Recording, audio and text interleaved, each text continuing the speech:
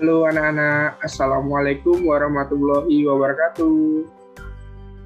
Waalaikumsalam Waalaikumsalam warahmatullahi wabarakatuh. Halo, bersama lagi kepada Bapak. Bertemu lagi pada hari ini ya, hari Kamis. Jadi, apakah anak-anak Bapak sekalian sudah pada sehat? Alhamdulillah. Alhamdulillah, sehat semua ya, amin. Nah, untuk kalian yang di rumah, jangan lupa untuk jaga kesehatan ya. Dan juga kalau misalnya ada mau keluar rumah, itu jangan lupa pakai masker. Jadi untuk pelajaran selanjutnya, untuk fisika ini kita akan mempelajari hukum Newton. Nah, ada yang sudah tahu belum hukum Newton itu apa?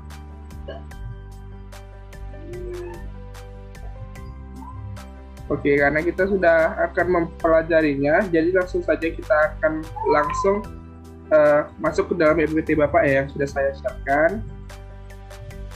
Nah, di sini bisa kita lihat bahwasanya untuk yang kita pelajari hari ini adalah hukum Newton.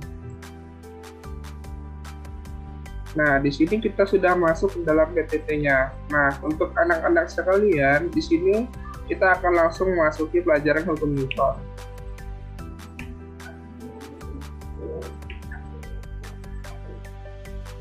Hukum Newton ini adalah suatu hukum fisika yang menggambarkan hubungan antara suatu gaya yang diberikan pada benda yang bergerak. Nah, hukum Newton ini pada awalnya dikemukakan oleh seorang ahli fisikawan yang bernama lengkap Potret Sir Isaac Newton. Nah, pada tahun 1943 sampai 1722.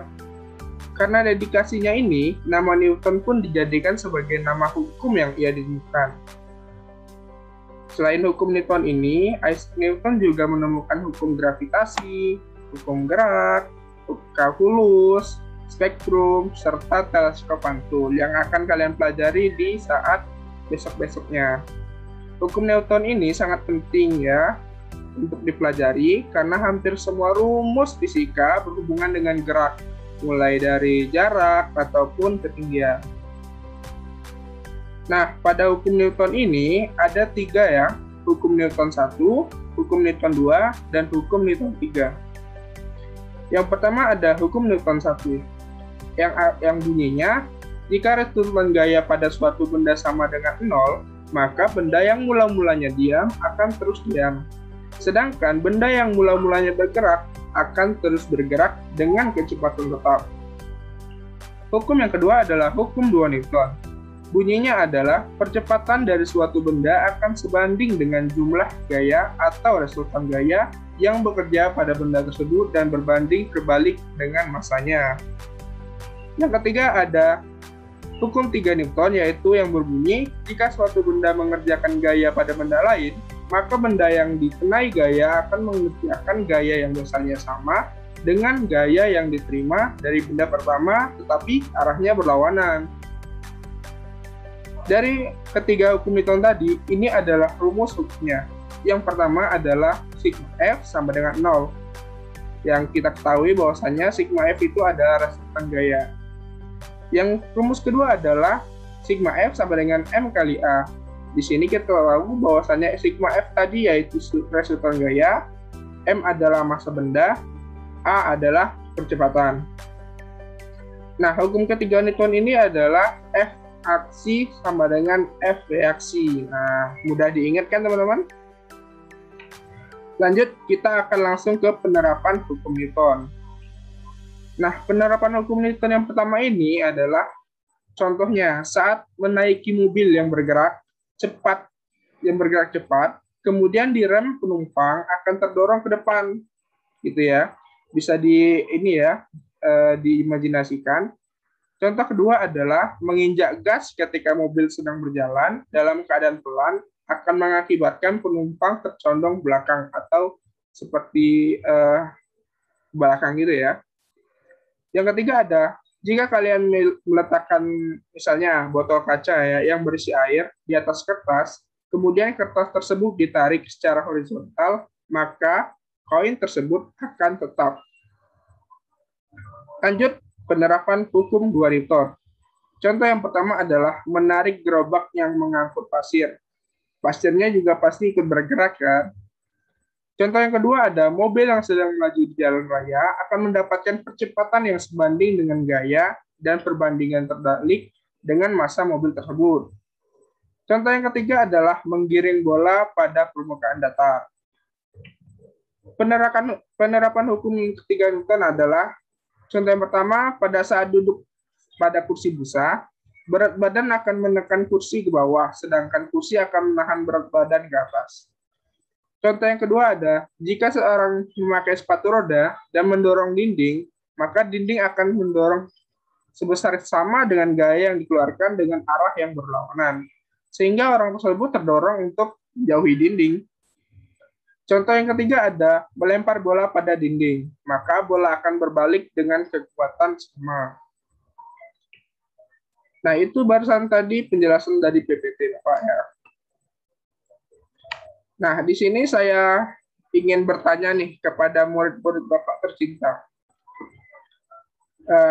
Saya mempunyai kasus ya, Bapak mempunyai kasus, yaitu kasusnya saat botol kaca atau gelas gitu ya, di bawahnya diletakkan kertas.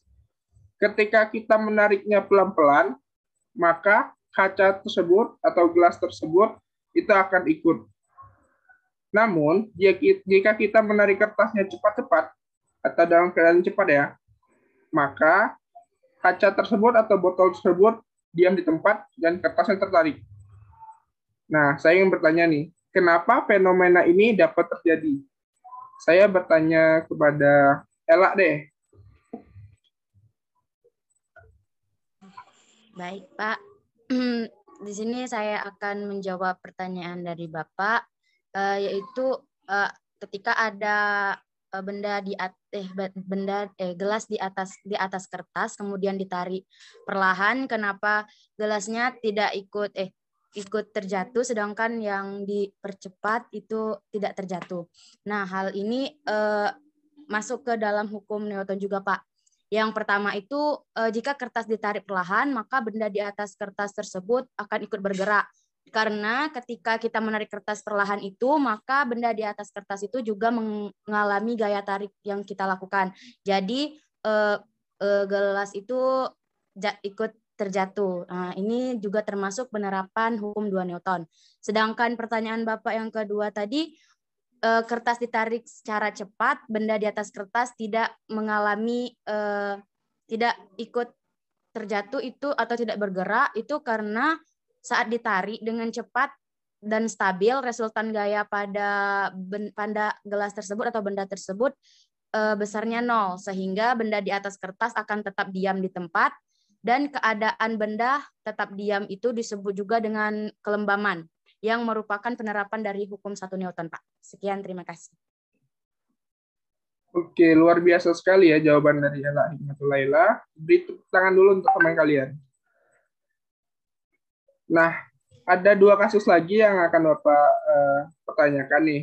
Yang pertama ada, kita bayangkan jika ada sebuah benda yang bergerak ya, misalnya mobil atau motor gitu. Nah, mungkinkah gaya total yang bekerja itu 0? Saya bertanya kepada Sri Lestari. Silakan, Sri Lestari. Baiklah Pak, di sini saya akan menjawab pertanyaan dari Bapak. Kalau menurut saya tidak semuanya itu tuh gayanya itu 0, karena pada dasarnya semua benda yang bergerak itu memiliki gaya sesuai dengan hukum 1 Newton. Benda tidak akan bergerak sebelum digerakkan. Maka jika benda bergerak, pasti gaya yang ada itu tidak sama dengan 0.